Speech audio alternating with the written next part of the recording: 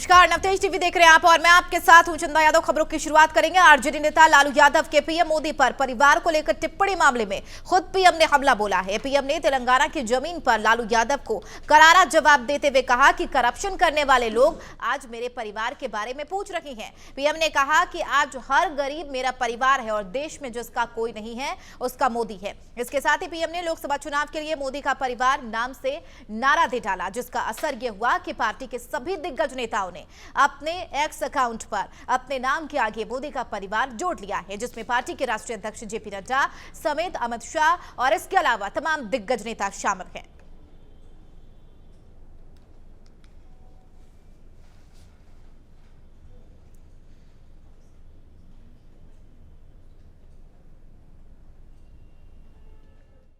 ये नरेंद्र मोदी आजकल परिवारवाद पर हमला कर रहे हैं। अरे भाई, तुम बताओ ना कि तुमको क्यों परिवार में कोई संतान नहीं तुमको हुआ, बताओ। ज्यादा संतान होने वाले लोगों को बोलता कि परिवारवाद है, परिवार के लिए लोग लड़ रहे हैं। तुम्हारे पास परिवार नहीं है। देश के कोटि कोटि लोग मुझे अपना मानते हैं, अपने परिवार के सदस्य की तरह मुझे प्यार करते हैं, और इसलिए मैं कहता हूं 140 करोड़ देशवासी यही मेरा परिवार है। ये नौजवान यही मेरा परिवार है। आज देश की करोड़ों बेटियां, माताएं, बहनें, यही मोदी का परिवार है। आज देश का हर गरीब ये मेरे परिवार है। आज देश के कोटि कोटि बच्चे, बुजुर्ग ये मोदी का परिवार है। जिसका कोई नहीं है वो भी मोदी के हैं और मोदी उनका है। पीएम मोदी के तेलंगाना के दौरे पर दिए मोदी के परिवार के नारे के बाद पार्टी के कई बड़े नेताओं ने एक्स पर अपने बायो में नाम के आगे मोदी का परिवार जोड़ दिया है। यह सब बिहार के पूर्व मुख्यमंत्री और आरजेडी नेता लालू यादव के विवादित बयान के बाद हुआ। इसी पर बीजेपी के दिल्ली स्थित मुख्यालय में प्रवक्ता सुधांशु त्रिवेदी ने प्रेस कॉन्फ्रेंस करते हुए लालू यादव पर जोरदार हमला बोला कि प्रधानमंत्री श्री नरेंद्र मोदी जी के लिए परिवार पूरा देश है। और ये बात आज की नहीं है बहनों भाइयों, हम सब लोग अपने परिवार के साथ होली दिवाली मनाते हैं। प्रधानमंत्री बनने के बाद 2014 की पहली दीपावली प्रधानमंत्री जी ने कहां मनाई थी? सीमा पर सैनिकों के साथ। ये उनका परिवार था। और उससे लेके आज तक जितनी दीपावली पड़ी है, किसी न किसी सीमा की चौकी पर सुरक्षा बलों के साथ दीपावली मनाई है। ये है उनका परिवार। इसलिए स्वतः स्फूर्त ढंग से, यानी सेल्फ इंस्पायर्ड होकर भाजपा के सभी कार्यकर्ताओं ने आज सोशल मीडिया के सभी प्लेटफॉर्म्स पर जो अपना प्रोफाइल लोगो है उसमें मोदी का परिवार शब्द, मोदी का परिवार शब्द ऐड कर लिया है। स्वतः स्फूर्त और उस भाव से प्रेरित होकर जो मोदी जी ने अपने जीवन के शुरुआत से लेकर मुख्यमंत्री बनने से लेकर प्रधानमंत्री बनने तक किया है।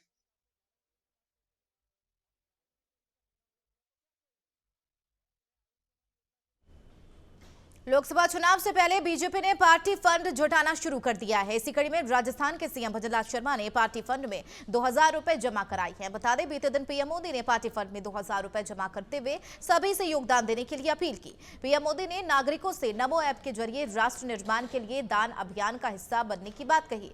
पीएम मोदी के अलावा अमित शाह और राजनाथ सिंह ने भी पार्टी फंड में योगदान देते हुए 2000 रुपए का दान दिया।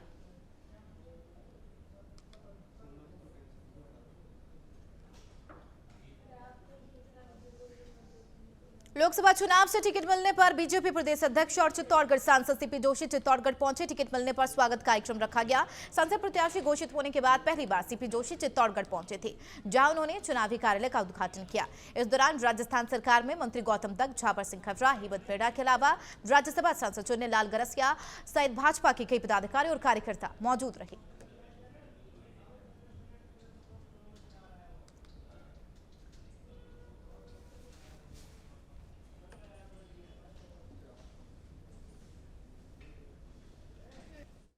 देखिए, भारतीय जनता पार्टी में कोई एक व्यक्ति संगठन नहीं होता है, तो टीम राजस्थान मिलकर काम करती है और टीम राजस्थान ने काम किया और पूरे प्रदेश के सभी कार्यकर्ताओं ने मेहनत की। उसी का परिणाम रहा कि राजस्थान में डबल इंजन की सरकार बनी और अभी भी पूरे प्रदेश में जनता ने तय कर लिया कि 25 के 25 कमल खिलाकर ये 25 कमल के फूलों की माला मोदी जी के गले में बनानी है और राजस्थान में 25 के 25 कमल खिलाने हैं।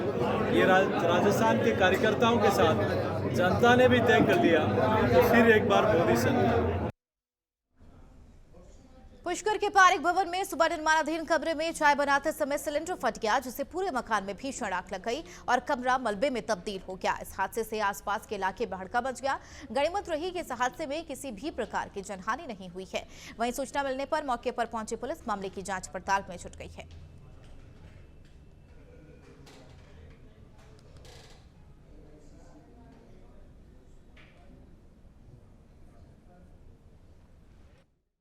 अभी हमारे गायत्री ब्लॉक का काम चल रहा है पारिक आश्रम में।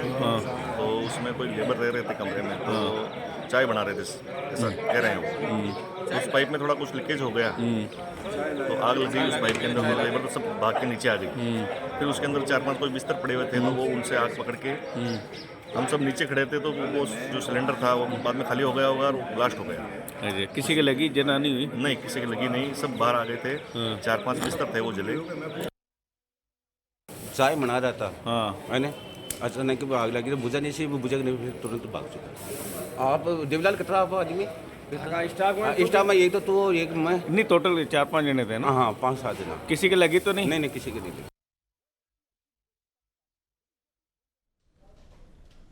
श्रीगंगानगर जिले में बदमाशों का आतंक बढ़ता ही जा रहा है। यहां पदमपुर के वार्ड संख्या 12 में 2 बाइक सवारों ने एक महिला के गले से 4 तोले के चेन छीनकर फरार हो गए। यह पूरी वारदात वहां लगे सीसीटीवी कैमरे में कैद हो गई। वहीं पुलिस पूरे मामले की जांच पड़ताल में जुट गई है।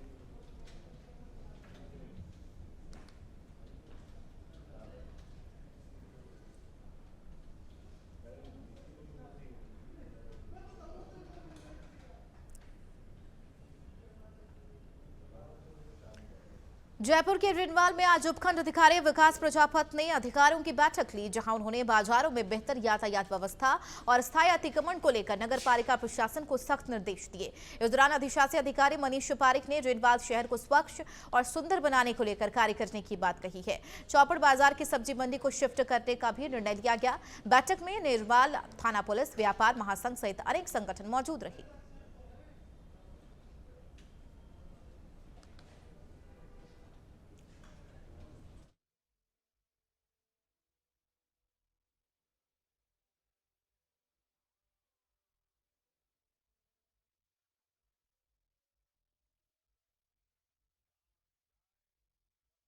सर्वेक्षण 2024 को देखते हुए और शहर की प्रमुख जो समस्याएं हैं उनके निराकरण के लिए श्रीमान उपखंड अधिकारी महोदय की अध्यक्षता में आज एक बैठक का आयोजन किया गया, जिसमें विभिन्न व्यापार मंडलों के अध्यक्षों को, शहर के राजनीतिक दलों के नेताओं को, अध्यक्ष महोदय, उपाध्यक्ष को बुलाया गया और जो मुख्य ज्वलंत मुद्दे हैं शहर के, उन पर चर्चा करके एक राय की गई, जिसमें सिंगल यूज़ प्लास्टिक का उपयोग नहीं करने के बारे में अवगत कराया गया कि 1 जुलाई 2022 से ये बैंड है। उपयोग करने पर सज़ा 10 साल की और 5 लाख तक का जुर्माना इसमें है, तो आप इसका उपयोग नहीं करें। और व्यापारियों ने आश्वासन दिया कि हम उसका उपयोग कम से कम करने का प्रयास शुरू करेंगे। नगरपालिका की ओर से शहर में कुछ मुख्य स्थलों पर हम ये कैरी बैग वेंडिंग मशीन भी लगाएंगे, जिसमें कोई भी व्यक्ति पैसा डालकर और कैरी बैग निकाल भी सकता है।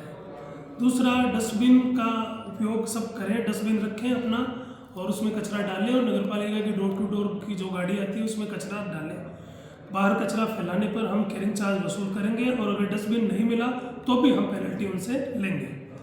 तीसरा, अस्थायी अतिक्रमण का विषय था कि लोग अपने दुकानों के बाहर सामान रख के रास्ते को अवरुद्ध कर देते हैं।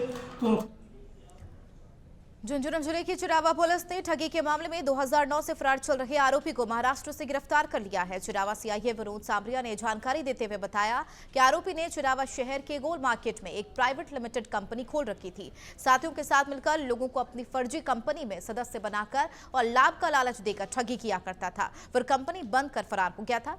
पुलिस आरोपी से फिलहाल पूछताछ कर रही है।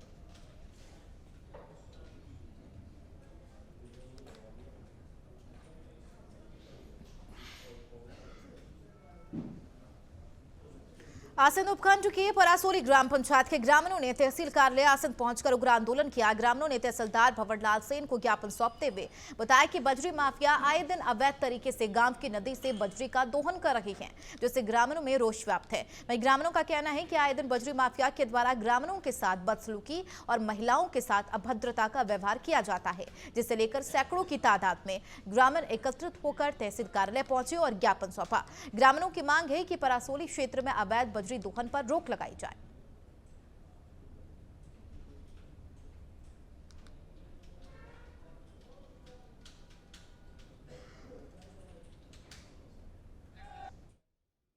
बजरी माफिया के खिलाफ ज्ञापन देने आए हैं। पूरी पुरानी पड़ासोली पंचायत में हमारे यहाँ खारी और नेखाड़ी नदी निकल रही है। वहाँ बजरी माफियाओं के आतंक के खिलाफ पूरा गांव आज एकत्रित होकर यहाँ आया है। बजरी माफियाओं ने लगातार अवैध दोहन करते हुए नदी के अंदर से लेके नदी के बाहर चारों तरफ उनकी सीमाओं के बाहर निकल चुके हैं। वहाँ पेड़ पौधे थे, उनको सबको नष्ट कर दिया है। वहाँ जो रोज़ आए दिन ट्रैक्टर निकलते हैं, भयंकर स्पीड से ट्रैक्टर निकलते हैं और इससे पूरे गांव में लगभग रोज़ एक दो पशुओं की उस ट्रैक्टर से के ग्रामवासियों द्वारा तहसील कार्यालय में उपस्थित होकर के उनके गांव में नेखाड़ी नदी में जो बजरी का खनन किया जा रहा है उसको लेकर उनकी जो आपत्तियां हैं उनको लेकर ज्ञापन दिया गया है। इसके लिए एसडीएम साहब से भी निवेदन करेंगे और एक टीम गठन करेंगे डेडिकेटेड और माइनिंग को भी बुला लेंगे अगर आवश्यकता पड़ेगी तो। इसकी गाँव वालों की आपत्तियों को सुन करके जाँच करके जो भी नियमानुसार कार्रवाई होगी वो अपन करें। मोहम्मद इकबाल के लिखे एक देशभक्ति गीत की लाइनें हैं। मजहब नहीं सिखाता आपस में बैर रखना, हिंदी में है वतन है हम हिंदुस्तान हमारा। कुछ यही सोच लेकर मुस्लिम समुदाय के दो लोग पिछले 23 फरवरी को चित्रकूट के कामतानाथ के मंदिर की परिक्रमा करके रामलला के दरबार अयोध्या के लिए पदयात्रा पर निकले। मुस्लिम समुदाय के लोगों का जगह जगह पर लोगों ने स्वागत किया और इनके हौसले की तारीफ भी की है। पदयात्रा में चल रहे मोहम्मद फैज बताते हैं कि मुस्लिम राष्ट्रीय मंच के बैनर तले अभी तक सैकड़ों मुस्लिम समुदाय के लोगों ने रामलला के दर्शन किए हैं।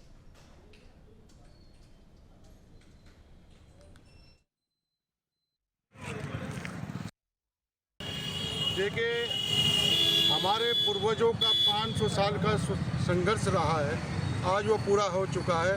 हमको बहुत खुशी हो रही है कि रामलला जी अपने मंदिर में विराजमान हो चुके हैं और श्री राम जी जो हैं वो हमारे पूर्वज हैं और हम उनके वंशज हैं। और दुनिया के अंदर कम व बेश 1,24,000 पैगंबर आए हैं, अवतार नबी आए हैं। उनमें से एक श्री राम जी भी एक नबी हैं। श्री राम ही नहीं बल्कि शिव जी भी हैं और बहुत सारे अवतार आए हैं। उसका ही मुसलमानों को नाम पता है 20-30 नबियों का, लेकिन कोई मौलाना ये बात नहीं बताएगा। वो इसलिए नहीं बताएगा क्योंकि मुसलमानों की बहुत सारी भीड़ जो है श्री रामलला जी के दर्शन। झांसी के रक्सा थाना क्षेत्र में 26 अगस्त 2023 को लूट की वारदात मामले में पुलिस ने 3 आरोपियों को गिरफ्तार किया है और उनके पास से 2 तमंचे, 52,000 रुपए कैश और एक बाइक बरामद की है।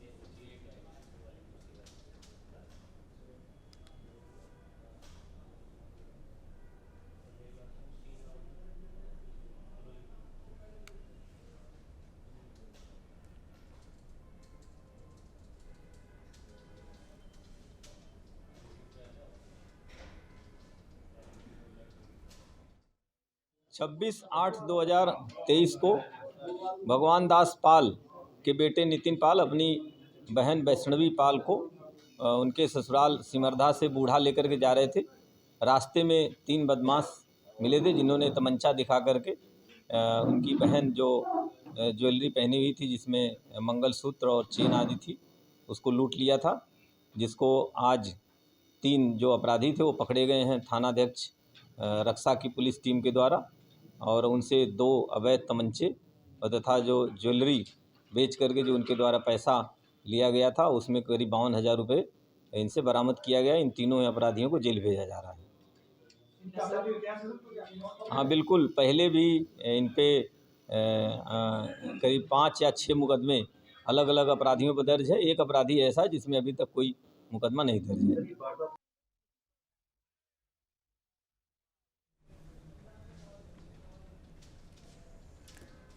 चलिए बढ़ेंगे आगे। बूंदी में नल जल मित्र योजना भर्ती में घोटाले का मामला सामने आया। पंचायत के योग्य अभ्यर्थियों ने ग्राम पंचायत और सचिव के खिलाफ जिला कलेक्टर में ज्ञापन सौंपा। बता दें, देवजी का थाना पंचायत में नल जल मित्र योजना की भर्ती के तहत अपात्र अभ्यर्थियों का चयन किया गया, जिसमें सरपंच और सचिव ने मिलीभगत कर ही योग्य अभ्यर्थियों का चयन नहीं किया और इसी को लेकर ये अभ्यर्थी प्रदर्शन कर रहे हैं और सरपंच और ग्राम विकास अधिकारी के खिलाफ उचित कार्रवाई की मांग कर रही है।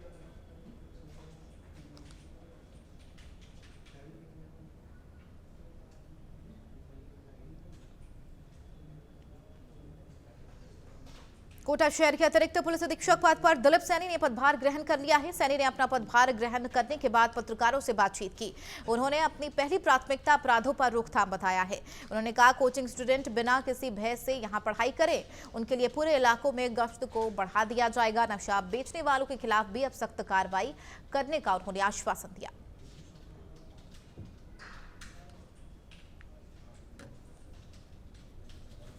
अभी फिलहाल तो सरकार की 100 दिवसीय कार्य योजना में पुलिस के हर एक विंग के लिए कार्य योजना बनी हुई है, उस पर हम काम करेंगे और जल्दी इलेक्शन होने वाले हैं। आचार संहिता पालन, इसके अलावा जो अपराधी हैं उनके ऊपर अपराध पे अंकुश, अपराधियों पे अंकुश, जो वांछित अपराधी हैं, खासतौर पे इनामी हैं, हार्डकोर हैं, वारंटी हैं, हमारे यहाँ रहने वाले कहीं और वांछित हैं, और ख़ास तौर पे जो आर्म्स एक्ट से संबंधित, चाकूबाजी से संबंधित और ऑर्गेनाइज्ड क्राइम करने वाले लोग हैं, उन पे नशा का व्यापार करने वाले, ये इस तरह के जो अपराधी हैं जिनका इम्पैक्ट सोसाइटी एट लार्ज पे पड़ता है, उनके क्राइम का, उस पर हम कुछ रखने का प्रयास करेंगे। इसके अलावा कोटा कोचिंग स्टूडेंट हैं, बहुत बड़ी संख्या में बाहर से स्टूडेंट आए हुए, तो उनको ये महसूस हो कि ये किसी भी तरह की उनके साथ कोई क्राइम ना हो। इसके अलावा स्ट्रेस की वजह से उनके सामने एक वे आउट हो कि अपनी बात को, जो उनके सामने आ रही है परेशानी है, वो फ्रीली बता सकें। तो संस्थाएं जो काम कर रही हैं उनके सहयोग से इस तरह का करने का प्रयास करेंगे।